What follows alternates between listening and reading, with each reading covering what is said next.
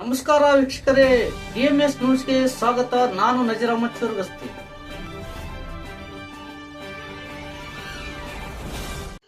ತಾಳಿಕೋಟೆ ಪಟ್ಟಣದಲ್ಲಿ genius student award 2026 ತಾಳಿಕೋಟೆಯ Vijayapura ರಸ್ತೆ Minajagi ಕ್ರಾಸ್ನಲ್ಲಿರುವ Kautilya academy Kannada ಮತ್ತು ಇಂಗ್ಲಿಷ್ ಮಾಧ್ಯಮ ಪ್ರಾಥಮಿಕ ಶಾಲೆ ವತಿಯಿಂದ 4ನೇ ತರಗತಿ ವಿದ್ಯಾರ್ಥಿಗಳಿಗೆ ಹಮ್ಮಿಕೊಂಡ ಜೀನಿಯಸ್ ಸ್ಟೂಡೆಂಟ್ ಅವಾರ್ಡ್ 2026 ಹಾಗೂ ವಿಜ್ಞಾನ ವಸ್ತು ಪ್ರದರ್ಶನ ಕಾರ್ಯಕ್ರಮ ಅರ್ಥಪೂರ್ಣವಾಗಿ ಜರುಗಿತು.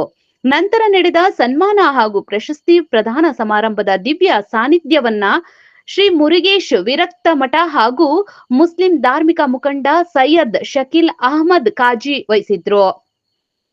ಕೌಟಿಲ್ಯ ಅಕಾಡೆಮಿ ಅಧ್ಯಕ್ಷ ರಾಜಶೇಖರ್ ಸಜ್ಜನ್ ಕಾರ್ಯಕ್ರಮದ ಅಧ್ಯಕ್ಷತೆ ವಹಿಸಿದ್ರು. ಪುರಸಭೆ ಮಾಜಿ ಅಧ್ಯಕ್ಷರಾದ ದಶರಥ ಸಿಂಗ್ ಮನ್ಗೋಳಿ ಸಮಾರಂಭವನ್ನ ಉದ್ಘಾಟಿಸಿದ್ರು. ಜಿಎಸ್ಜಿ ಶಿಕ್ಷಣ ಸಂಸ್ಥೆಯ ನಿರ್ದೇಶಕ ಖ್ಯಾತ ವಾಗ್ಮಿ ಶ್ರೀಕಾಂತ್ ಪತ್ತರ್ ಅವರು ವಿಶೇಷ ಉಪನ್ಯಾಸ ನೀಡಿದ್ರು.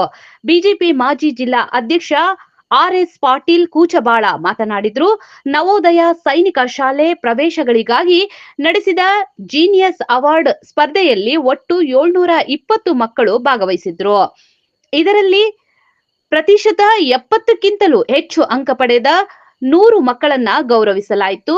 ಜೀನಿಯಸ್ ಸ್ಟೂಡೆಂಟ್ ಅವಾರ್ಡ್ 2026 ಗೆ ಆಯ್ಕೆಯಾದ 7 ವಿದ್ಯಾರ್ಥಿಗಳಾದ ಅಚ್ಯುತ್ ಗೌಡ, ಎಸ್ ತುಂಬಗಿ, ಬಸವಪ್ರಭು, ಸರ್ವೇಶ್ ಚಳ್ಗೇರಿ, ಶಶಾಂಕ್ ಪಾಟೀಲ್, ಕಾರ್ತಿಕ್ ಜಾಧವ್, ಪ್ರಜ್ವಲ್ ಕಟ್ಟಿಮನಿ, ತನ್ಮಯ್ ಡಿ ಇವರಿಗೆ ತಲಾ 50,000 ಶಿಷ್ಯ ವೇತನ ಕೊಟ್ಟು ಗೌರವಿಸಲಾಯಿತು.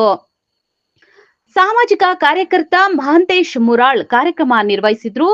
ಸಮಾರಂಭದಲ್ಲಿ ಸಂಸ್ಥೆಯ ಉಪಾಧ್ಯಕ್ಷರಾದಂತಹ ಶ್ರೀಮತಿ ಶರಣಮ್ಮ ಸಜ್ಜನ್, ಕೆಎಸ್ ಮುರಾಳ್, ಕಾಶಿನಾಥ್ ಸಜ್ಜನ್ ಚೌಧರಿ, ಮೈಲೇಶ್ವರ, ಮುತ್ತಪ್ಪ ಚಮ್ಲಾಪುರ್, ಮಾನ್ಸಿಂಗ್ ಕೊಕಟನೂರು, ಸಹಕಾರಿ ಬ್ಯಾಂಕ್ ಮಾಜಿ ಅಧ್ಯಕ್ಷ ಬಾಗೇವಾಡಿ, ನರಸುದಾದ ವಿಜಾಪುರ, ಅಣ್ಣಾಜಿ ಜಗತ್ತಾಪ, ವೀರೇಶ್ ಬಾಗೇವಾಡಿ, ಡಿಕೆ ಪಾಟೀಲ್, ರಾಮನಗೌಡ ಬಾಗೇವಾಡಿ, ಪರಶುರಾಮ್ ಚಲ್ವಾದಿ, ಅಶೋಕ್ ಚಿನ್ಗುಡಿ, ಜಗದೀಶ್ ಬಿಳೆಬಾವಿ, ಮುಖ್ಯ ಗುರುಗಳಾದ ಧರ್ಮಣ್ಣ ಅರಸಗೊಂಡ, ಅಕಾಡೆಮಿಯ ನಿರ್ದೇಶಕರು, ಶಿಕ್ಷಕ ವರ್ಗ, ಪಾಲಕರು ಹಾಗೂ ವಿದ್ಯಾರ್ಥಿಗಳು ಇದ್ದರು. ವರದಿ ನಜೀರ್ ಚೌರಗಸ್ತಿ, ಡಿಎಂಎಸ್ ನ್ಯೂಸ್, ತಾಳಿಕೋಟೆ. ನಿಮ್ಮದೇ ಧ್ವನಿ. ನಮ್ಮ ಚಾನೆಲ್ ಡಿಎಂಎಸ್ ನ್ಯೂಸ್ ಲೈಕ್ ಮಾಡಿ, ಸಬ್ಸ್ಕ್ರೈಬ್ ಮಾಡಿ, ಶೇರ್ ಮಾಡಿ, ಕಮೆಂಟ್ ಮಾಡಿ.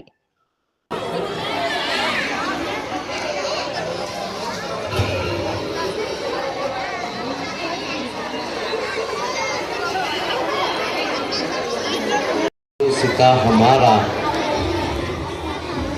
हम भूल भुले हैं उसकी ये गुल सिता हमारा। आज कौटिल्य एकेडमी प्रोग्राम का तीसरा साल चल रहा है। पहले साल ही मैं और स्वामी जी मिलकर इस कौटिल्य एकेडमी का उद्घाटन किए थे। अब मुझे सुनने में आ रहा है कि ये कौटिल्य आगे आगे जीत की तरफ आगे बढ़ रहा है। बड़ी खुशी की बात है कि मैं राजू सज्जन से मुबारकबाद देता हूँ कि इस इदारे को और बढ़ाए और कामयाब करें। इस इदारे के अंदर 700 बच्चे एकेडमी की जो स्कूल पढ़ रहे हैं उनका बड़ी खुशी हो रही है कि एकेडमी के अंदर रानी चन्नम्मा वगैरह यहीं पर वहाँ पर जाना पड़ता था, मगर हमारे तालीकोट के अंदर, हमारे तालीकोट की धरती के अंदर ये हमारा गर्व है कि राजू सज्जन ने एक कौटिल्य एकेडमी करके ये आगे क्या है आप लोगों को एजुकेशन देने का एक प्रस्ताव आगे किया। एजुकेशन एक प्रॉपर्टी है, एजुकेशन एक सेफ है, एजुकेशन बच्चों को पढ़ने का एक तरीका है, एजुकेशन साइंस की तरफ ले जाता है, एजुकेशन टेक्नोलॉजी की तरफ ले जाता है। जिसके पास एजुकेशन हो वो गरीब नहीं होता, जिसके पास एजुकेशन नहीं है वो आदमी गरीब होता है। मैं आपसे विनती करता हूँ कि आप यहाँ कौटिल्य के अंदर की कोचिंग को लगाए और यहाँ पे जो भी एजुकेशन है प्रस्ताव करें और आगे बढ़ाएं। मुझे गर्व है कि सैनिक स्कूल के बच्चे यहाँ से जा रहे हैं, दूसरे इंस्टीट्यूशन के बच्चे यहाँ से जा रहे हैं, बड़ी खुशी की बात है। हमारे तालीकोट के अंदर, हमारे सरजमीन के अंदर, हमारे धरती के अंदर अब यहाँ से एक एजुकेशन बच्चे एजुकेशन जा रहे हैं, तो बड़ी खुशी की बात है। मैं फिर एक बार विनती करता हूँ कि ये संस्था वाले को और तमाम टीचर्स को और आप पेरेंट्स वाले को कहता हूँ कि आपके बच्चों को यहाँ पर टीचिंग के लिए छोड़ें। और टीचिंग का रिजल्ट आपको मालूम है बहुत ही दिन नहीं हुए, बल्कि 3 साल का अरसे के अंदर उन्होंने 7 से बच्चों को कोचिंग दिया है। मैं भगवान से प्रार्थना करता हूँ कि इस इदारे को आगे बढ़ाए। जय हिंद, धन्यवाद। ಸಂದರ್ಭದಲ್ಲಿ ನಮ್ಮ ಸ್ನೇಹಿತರು ಹೇಳಿದರು, ಮಕ್ಕಳು ಎಷ್ಟು ನಮ್ಮ ಅಂಕ ಪಡೆದಾವ ಅಂತೇಳಿ ಅಂಕಗಳನ್ನ ಮೇಲೆ ಅಳತೆ ಮಾಡುವಂಥದ್ದು ಬೇಡ ಅಂತ. ಎಲ್ಲ ಮಕ್ಕಳ ಮೇಲೆ ಸಾಮರ್ಥ್ಯ ತಂದೆ ಆದಂತ ಒಂದಿಲ್ಲ ಒಂದು ರೀತಿಯಿಂದ ಸಾಮರ್ಥ್ಯ ಅದ. ಯಾವ ಸಾಮರ್ಥ್ಯ ಏನದ ಅಂತ ಅನ್ನುವಂಥದ್ದನ್ನ ಇಲ್ಲಿ ಶಾಲೆ ಒಳಗ ಅದನ್ನ ಗುರುತು ಮಾಡ್ತಕ್ಕಂಥ ಕಾರ್ಯ ಮಾಡ್ತಾರೆ. ಅದರ ಜೊತೆಗೆ ಪಾಲಕರ ಕೂಡ ನಮಗೂ ಕೂಡ ಜವಾಬ್ದಾರಿ ಅದ. ನಮ್ಮ ಮಕ್ಕಳ ಜವಾಬ್ದಾರಿ, ನಮ್ಮ ಮಕ್ಕಳ ಹೊಣೆಯನ್ನ ನಾವು ಕೂಡ ಹೊತ್ಕೋಬೇಕು. ಮಕ್ಕಳಲ್ಲಿ ಕೇವಲ 10ನೇ ತರಗತಿ ಅನ್ನೋದ್ರೊಳಗಾಗಿದೆ. 10 ರಿಂದ 14 ವರ್ಷದ ಒಳಗೆ ಏನು ಕಲಿತಾರ ಅದು ಬಹಳ ದೊಡ್ಡದ, ಅದು ಬುನಾದಿ. ಅದು ಎಷ್ಟು ಗಟ್ಟಿ ಆಗ್ತದ ಅದರ ಮೇಲೆ ಮುಂದೆ ಬಿಲ್ಡಿಂಗ್ ನಿಲ್ತದ ಅನ್ನುವಂಥದ್ರ ಬಗ್ಗೆ. ಹೀಗಾಗಿ ಶಾಲೆಯ ಒಳಗೆ ಎಷ್ಟು ಜವಾಬ್ದಾರಿ ಅದ, ಪಾಲಕರದ್ದು ಕೂಡ ಅಷ್ಟೇ ಜವಾಬ್ದಾರಿ ಅದ. ಪಾಲಕರ ಮಕ್ಕಳಿಂದ ಪಾಲನೆ ಪೋಷಣೆ ಮಾಡ್ತಕ್ಕಂಥದ್ದು.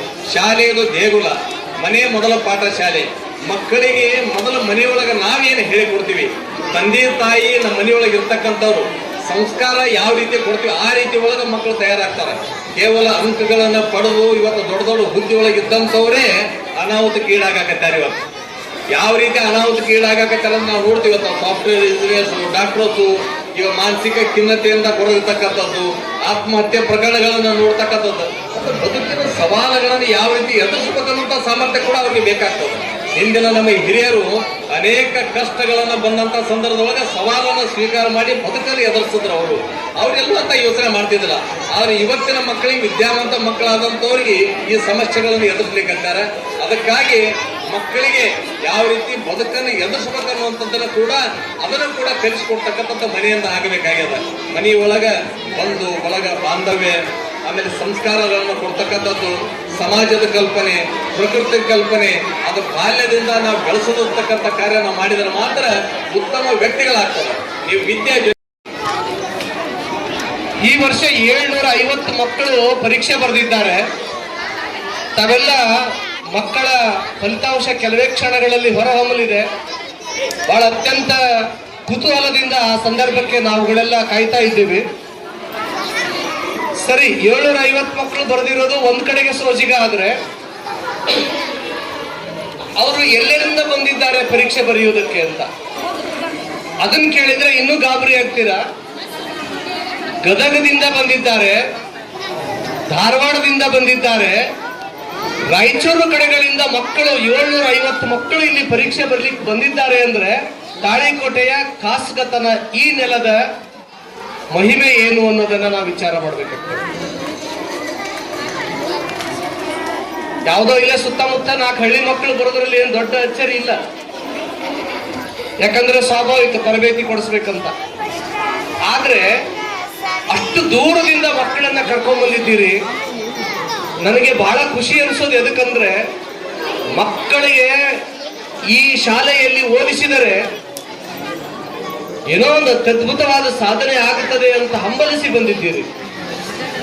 ಅಷ್ಟು ನ್ಯಾಯ ಕೊಡುವ ಹೆಮ್ಮೆಯ ಸಂಸ್ಥೆ ಕೌಟಿಲ್ಯ ಆಗಿ ಹೊರಹೊಮ್ಮಿದೆ ಎಂಬುದಿದೆಯಲ್ಲ, ಅದು ದೊಡ್ಡ ಸಂತೋಷದ ಸಂಗತಿ. ಇವತ್ತು ಮಕ್ಕಳ ವಿದ್ಯಾರ್ಥಿಗಳನ್ನ ಹುರಿದುಂಬಿಸಬೇಕು. ಎಲ್ಲ ಗಣ್ಯಮಾನ್ಯರ ಶುಭ ಹಾರೈಕೆಗಳು ಈ ವಿದ್ಯಾರ್ಥಿಗಳೊಂದಿಗಿವೆ.